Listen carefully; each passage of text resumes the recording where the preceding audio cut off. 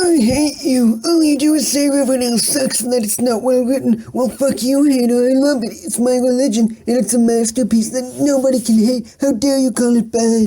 Yeah, the show's not perfect. Am I not allowed to have my own opinions? And I don't hate everything about the show specifically because it's in the show. I'm simply pointing out the show's flaws, stating that it just isn't my cup of tea. If you believe that I'm just a hater, just wait until the end of the video before making any more judgments.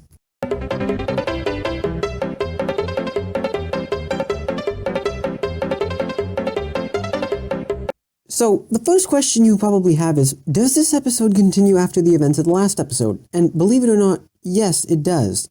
The episode starts with Cheryl being taken to the office, where she gets questioned by the sheriff. To clarify, I didn't mean I was guilty of killing Jason. I loved him more than I do myself. But I am guilty of lying about what happened on July 4th. I'm sure most people already knew that Cheryl didn't kill Jason, as that line of dialogue in the last episode was way too ham-fisted to be true. The sheriff tells Cheryl that according to the autopsy, Jason died on July 11th. Cheryl explains to them that it was a plan set up by Jason to fake his death and leave Riverdale, and use Cheryl to stage his death so their parents wouldn't go after him. Apparently, they made it to the other side of the lake, and Jason was supposed to call Cheryl around a month after to ensure he was still safe. The sheriff doesn't believe Cheryl's story, and when Cheryl brings up the gunshot as a possible attempt to kill Jason on the part of the killer, he continues to believe that she's just spouting nonsense to cover something up. Cheryl's parents then come in to pick her up, and not gonna lie, it looks like a kidnapping. I mean, I don't blame them for being upset about Cheryl lying about the plan, but they weren't there when Cheryl confessed her story to the sheriff, so it makes literally no sense. Hey look, the title card is actually at the beginning of the episode for once. That shouldn't be something worth celebrating, but here we are. Then we cut to Betty's room, where Alice shows her some newspaper headlines she wrote about Jason. First, you leak Jason Blossom's autopsy report, and now this?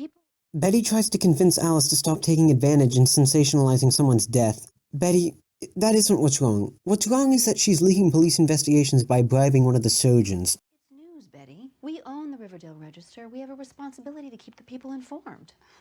I'm surprised that leaking the information didn't get the cops to your door. Then again, this is a TV show, and as we all know, cops and TV shows are incompetent as all hell. Why was he frozen and... Wait, what? He was never frozen. Unless you mean that the river was so cold that he froze, but if that was the case, I doubt Kevin and Moose would have wanted to go skinny dipping in the river. To be honest, that line was probably just an oversight. Who shot that gun on July 4th? Well, if you are so keen on reporting, why don't you come work with your father and me? Isn't that what you were initially writing about? If not, what the hell were you writing about? Extra, extra! Today's progress on the autopsy. The surgeon was cutting through his brain to find the bullet and found maggots everywhere. I guess no one thought of tracing the bullet back to the gun it was fired from, but that only happens in smart murder mysteries. The Register could really use a Lois Lane type like you. Alice, if Betty is able to point out the errors you made in your paper, and she has access to less information than you do, then you probably weren't the best suited for this job anyways.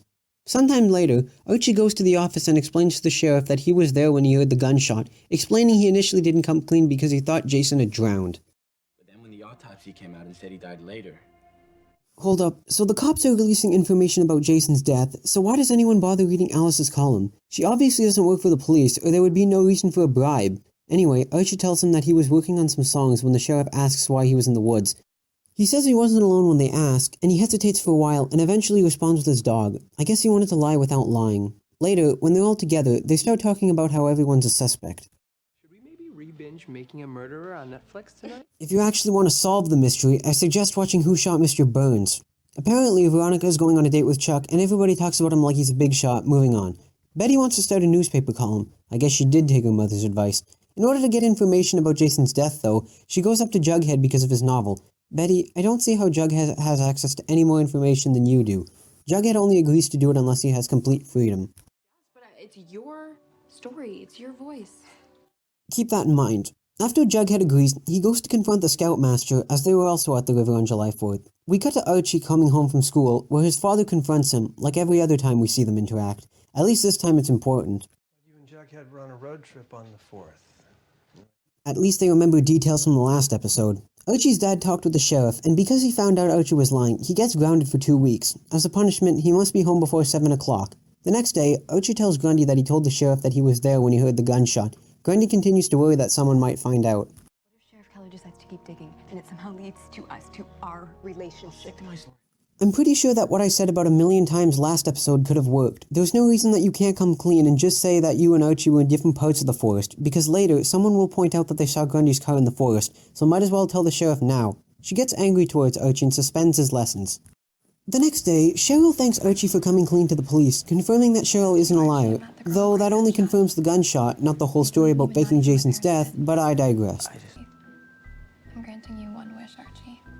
That's a very weird way of wording, I would do anything to repay the favor. I guess Cheryl believes that she's a genie or something. Archie's, wish is to get music lessons, so she talks to Josie, and the next scene, Josie gives Archie instructions. Come, observe, learn. That's not exactly what I'd call teaching, but at least he doesn't have to worry about Grundy anymore. Later, Archie sneaks out of his bedroom window with his guitar to go to see the Pussycats, where he gets excited that he'll be able to hear them perform these songs. I guess he doesn't remember what they told him in the first episode. Josie does give a nice speech about why they named their band the Pussycats, though. You know why we're called the Pussycats? Because we have to claw our way into the same rooms that you can just waltz into, so... I'm not the most familiar with racial struggles, but I've heard stories similar to Josie's, so I definitely see where she's coming from. Archie understands Josie and no longer asks about his songs, though later when Josie and her friends are having trouble with their songs, Archie decides to give them lyrical ideas, and they decide to stick with them. Then Josie and the Pussycats practice their performance. I was thinking maybe we could invert the second and third verses. Archie, from the looks of it, you don't really need lessons. You seem to know what you're doing if you're giving instructions to a professional high school band. When Archie gets back home, Fred catches him because he came in through the kitchen window, instead of his bedroom window. Dad, don't freak out, okay? I was with Josie helping the Pussycats with a song they're doing at that Taste of Riverdale thing. He tries to convince his dad to let him go to their performance to see it, which he doesn't allow, though Archie does bring up an interesting point. If I had a football game tomorrow night, would you stop me from going? No, because football you understand. At least Archie is standing up to what his dad said in the first episode about football. Of the two people, Fred is the one that gets offended somehow, and just tells Archie to go to his room. The next night, at the Taste of Riverdale thing, the Pussycats perform their song, while Archie is watching them from upstairs. Jughead compliments the song before leaving, which I will get to later. Archie then sees Fred talking to Grundy. I know my son has passion for music. Does he have any talent? I get that you wouldn't want Archie to waste his time with something he isn't good at, but if you were actually a part of your son's life, that wouldn't need to be a question. Or is it supposed to be ironic because the song Archie helped write is being sung while you ask about his skills? Grundy assures Fred that he does. Will he be able to make a living at it? It'd be a shame if we didn't at least try. Archie then sneaks away, presumably to return home. The next morning, Archie notices that Fred's soundproofing in the garage. While you're grounded, you should at least be productive. I'm glad that Fred actually realized how close-minded he was acting and decided to support what Archie was doing. It's about time someone in the show had some character development. Yeah, Miss Grundy? Oh, they did not look like that in my day, son. That line was pointless. Archie feels better when Fred tells him that Grundy believes in him, so when he gets to school, he thanks Grundy for telling his dad that she believes in him, and Grundy agrees to start their lessons again. Well, there they are, back in the same spot they were in at the beginning of the episode. I guess Grundy got over being mad at Archie for coming clean to the police. The whole thing with them breaking up had no point, unless you want to count Archie befriending Josie and the Pussycats, which could have been achieved in other ways. If you were worried that that was the end of the episode, don't worry, that was just the first subplot of the episode. The episode actually has 3. I just didn't feel like cutting back and forth, so I've decided to split them up for a more coherent review. The second subplot is about Betty and Veronica. It starts with Chuck and Veronica sitting in his car. He takes a picture of them and posts it online, then they talk for a while until they make out. The next day at school, Veronica keeps getting comments about something called a sticky maple. Sticky maple Chuck gave you? Veronica is understandably confused. Then Kevin hands Veronica his phone to show her what he means. Hell is a sticky maple? To be honest, it looks like some Snapchat filter, which offends Veronica. No, Kevin. It's a slut-shaming thing. That's a bit extreme, don't you think? Especially for someone who had no idea what a sticky maple was. Cut the brakes on his souped-up phallic symbol. Veronica's now officially lost it. She starts making death threats because Chuck posted a photo with some maple syrup photoshopped onto the image.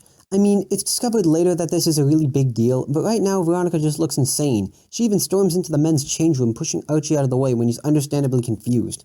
Veronica goes up to Chuck, demanding him to take the photo down from the imitation Facebook, but he refuses and starts insulting her for a bit before he tells her to fight back, but she doesn't.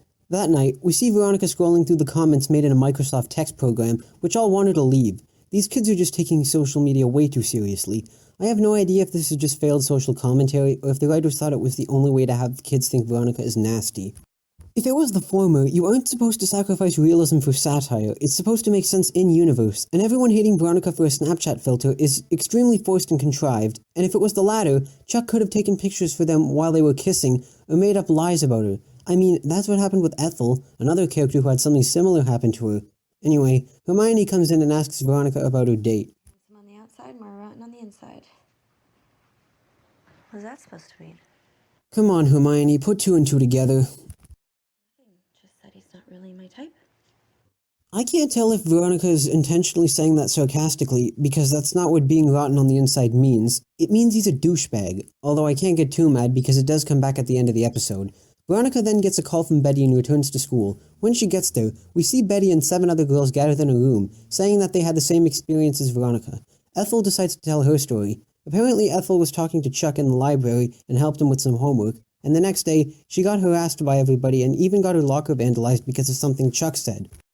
He started telling people that I let him do stuff to me, like sex stuff. This line does make the whole social media thing with Veronica make no sense, as I've already explained. Chuck could have just lied, making the whole sticky maple thing contrived and forced for no good reason.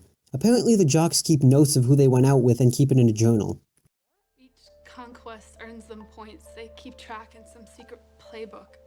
Cheryl shows up and denies the existence of said book because Jason was on the football team and never mentioned the book to her, saying he never would have allowed it. Veronica then stands up for everyone else in the room, telling Cheryl that book or no book, the guys took advantage of the girls, and reminding Cheryl that it could happen to her. Later, Ethel brings in a former member of the football team who may know where the book is. Afterwards, Betty, Veronica, Kevin, and Ethel go looking for the book, but get surprised by Cheryl. What would your holy roller mother say about this, Betty? What do you... I honestly think Alice would think Veronica really is a slut and prevent Betty from going on some investigation with Veronica, but she isn't here, and Alice goes against pretty much everything that Betty does, so she would obviously not approve of it. Cheryl then joins them, and Ethel finds the book rather quickly. So much for what the Principal Weatherby said about not being able to find it. In the book, Veronica is quoted as New Girl and has 9 points overall. The episode doesn't bother explaining what the points do or what they represent, so they're completely meaningless to the audience. Betty notices that Polly's name is in the book, and Cheryl points out that it's next to Jason's name.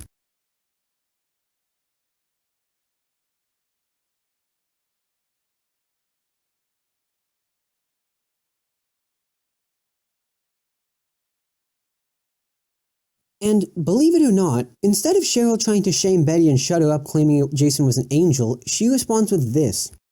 Maybe I don't know Jason. And starts to become sad. If Cheryl had this personality more often, then it would actually make the show way more tolerable. Betty then thinks of a plan, and Veronica decides to join. Later, we see Betty in her room, putting on lipstick, preparing for her plan. For some reason, Alice doesn't want Betty to use Paul Lee's lipstick. Polly grew up too fast? I don't want you to make the same mistake. So, you don't want Betty wearing Polly's lipstick because you're afraid it'll infect Betty with Polly's personality. Bit of a leap in logic there, don't you think? Alice then wipes her lipstick off for no reason. Betty tells Alice that she's going over to Veronica's to study because, obviously, she doesn't want Alice knowing her plan. I don't want you associating with a girl like that. I would scold Alice, but Betty tells her off. Get used to it, Mom. She's my friend. Somehow those 8 words managed to get Alice off her back. Man, if it was that easy, why didn't you just do it before? She then goes into Pop's in a revealing outfit to talk to Chuck to attempt to seduce him. Chuck agrees to meet Betty at Ethel's place because her parents won't be there. The next night, Chuck goes over to Ethel's house where Veronica seduces him to get in the hot tub. When he questions where Betty is, she walks out of the house wearing a black skirt, a black bra, and a black wig for some reason. And no, it's not to protect her identity, because Chuck knows it's her.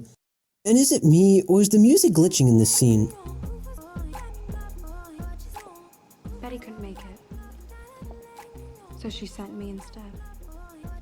I know you'd have to be stupid to not know that she's Betty, but Chuck isn't very smart, so I'll buy it for now. At the town party, we see Alice going around harassing people. Penelope Blossom, I thought I might run into you. Would you like to give me a quote regarding the English? Thank God, somebody finally did it. You do not understand how much I've wanted that to happen. This world is holy once more. Then Alice goes to harass Hermione. How's Veronica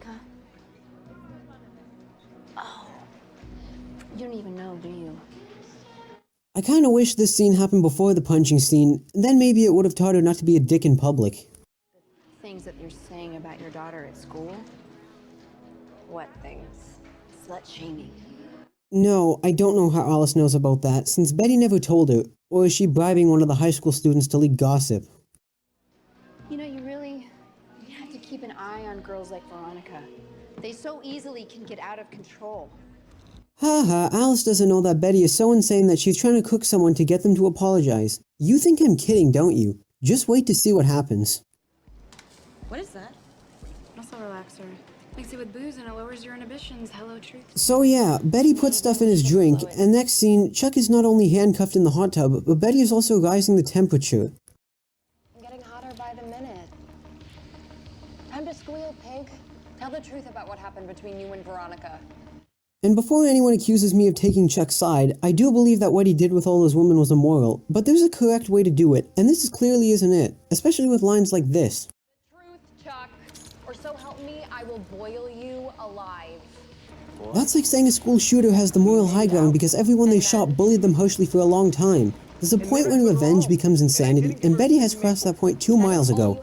After he confesses that he didn't give Veronica a sticky maple, Veronica posts the video. But for some reason, Betty pushes his head underwater with her shoes, and we see Ethel smiling about it. After Betty angrily shouts at Chuck some more, she pours a bottle of maple syrup on his head, demanding that he apologize for what he did to Polly, calling him Jason. You are crazy! Oh my god, you're crazy as hell! Took the words right out of my mouth. Too bad it was coming from a womanizing liar. Once Veronica, yes, Veronica, the one that stormed into the men's change room, says that Betty is going too far, Betty then stops. The next day, we see that Betty published the playbook in her newspaper. Veronica wants to talk about what happened, and I don't blame her. If I were in Veronica's shoes, I would be concerned about Betty's health as well. How far were you going to take it? That's something I do not want to know the answer to. How far were you going to take it? Chuck deserved it. I don't think he deserved to boil alive, considering that's what you were going to do to him. Veronica tells her that she called Chuck Jason. No, I didn't do that. It sounds like she's lying. I remember saying Chuck should apologize for Polly, but not because I thought it was Jason. At this point, she's obviously trying to cover up what she did because she starts to get defensive. Betty and Veronica then get in trouble because of what he did to Chuck, but Hermione convinces the principal to shorten their sentence for both Veronica and Betty. Alice doesn't even show up on Betty's behalf. Even though Hermione isn't a very good parent, she's still a hell of a lot better than Alice.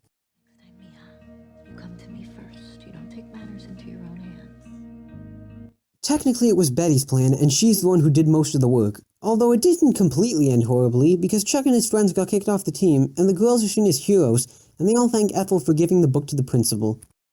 Hashtag justice for Ethel. Okay, enough with the hashtag, Cheryl. Later, Betty burns the book in the trash while Cheryl is there, and believe it or not, we get this line. Whoever killed Jason hurt him. Maybe Jason hurt people too. If he hurt Polly, I'm sorry.